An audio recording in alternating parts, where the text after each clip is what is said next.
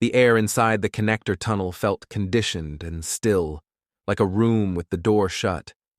Headlights pulled a white tunnel through the dark concrete, the kind of routine Boston drivers learn to trust without thinking. It was close to midnight on July 10, 2006. A sedan eased into the I-90 eastbound ramp toward Logan, tires humming on fresh pavement.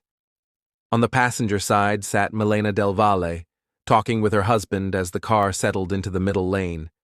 Above them, a ceiling of precast panels hung from the roof slab on rows of steel rods set into drilled holes with epoxy. The rods didn't move. The panels didn't move. That was the promise. A sound cracked across the lane. Short, not like a pop, but like something heavy clearing its throat. Drivers heard it as a thud behind the radio. One panel shifted a fraction, then another. The adhesive inside a handful of overhead holes had crept for years, slow, invisible slip under steady load, and the threads on the first rod pulled smooth.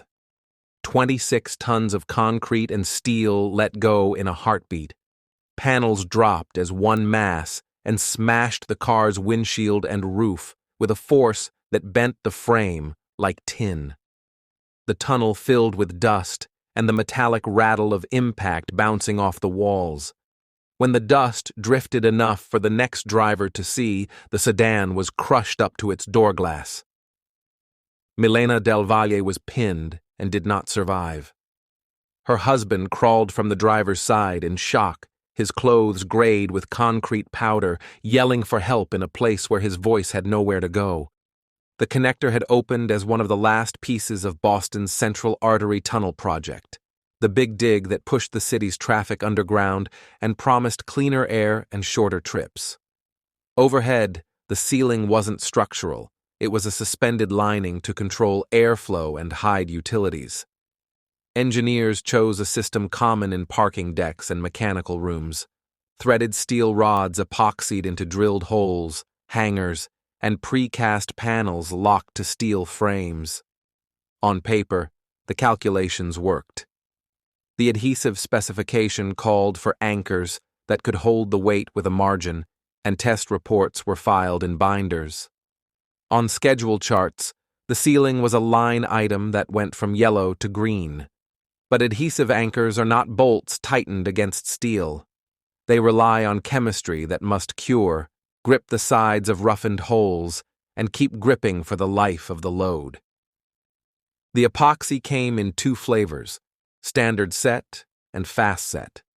Installers liked the fast one because it hardened quickly and kept the job moving. Its short cure meant panels could be hung the same day. The problem sat inside the molecules. Under sustained overhead tension, the fast formula would slowly give way. It didn't snap or crumble, it slipped.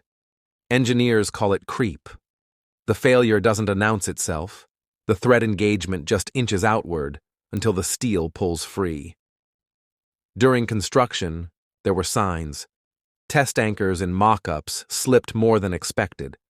Some holes had to be reamed and cleaned twice. A few rods spun when workers tried to torque the nuts later. Each small problem got a small fix: add adhesive, add more rods, change the spacing, without anyone stepping back to say the quiet part out loud. The wrong adhesive in the wrong application can work perfectly right up to the moment it doesn't. The night of the collapse pulled every responder in range.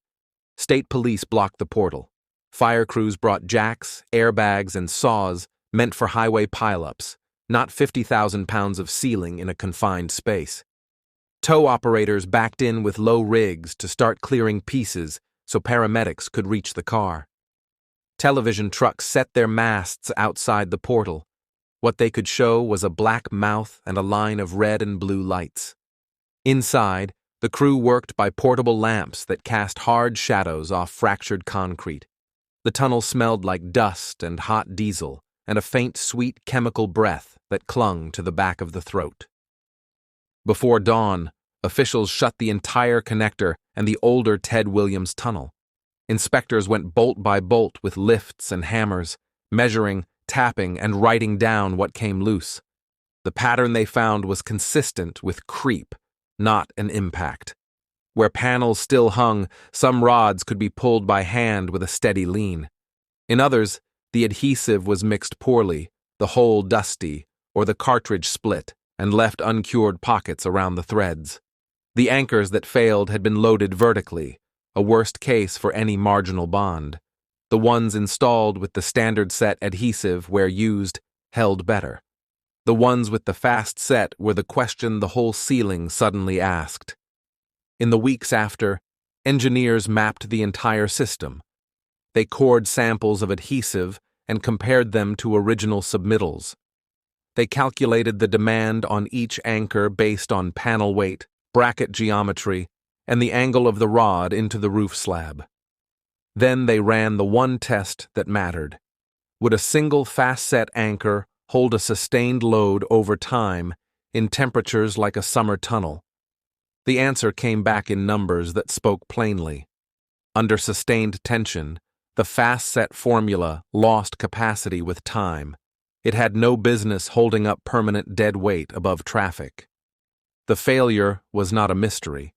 It was a match between a product and a use that should never have been made. Accountability arrived by subpoena and by check. The adhesive manufacturer faced a criminal charge tied to manslaughter, arguing they knew or should have known the limits of their product in long-term overhead use. That case ended in a cash agreement and withdrawal of the charge. The design management joint venture, Bechtel/Parsons Brinkerhoff, agreed to a massive civil settlement with the state. Fabricators and installers paid into the pot. None of it brought Milena Del Valle home. Her family received settlements, and then something a family should never have to receive. The footnoted version of a life, carried in exhibits and reports that explained how a ceiling became a weapon. The physical fix was blunt. Every suspended panel was taken down. Where the ceiling had to remain, contractors replaced adhesive rods with mechanical anchors or designed steel frames that transferred the weight into walls and columns. New rules followed. Building codes and guidance started drawing hard lines around adhesive anchors. If you use them in sustained tension overhead, you must test them for creep, prove the exact formula in the exact conditions, and tighten the inspection regime so a hole full of dust can't masquerade as a connection. In Massachusetts, a new culture of show me reached into bridge decks, tunnel liners, and ventilation hangers. The price was months of closures and the kind of traffic that makes a city grind its teeth. For the public, the collapse turned a megaproject's long list of abstract overruns into something specific and human. Until then, when people said big dig, they meant cost and leaks and politics. After that night, they meant a name and a family and a picture of a car under concrete. Tunnel workers who had been proud of a hard job done under a hard schedule now walked under ceilings with their heads tilted up, listening for the noise that starts like a throat clearing.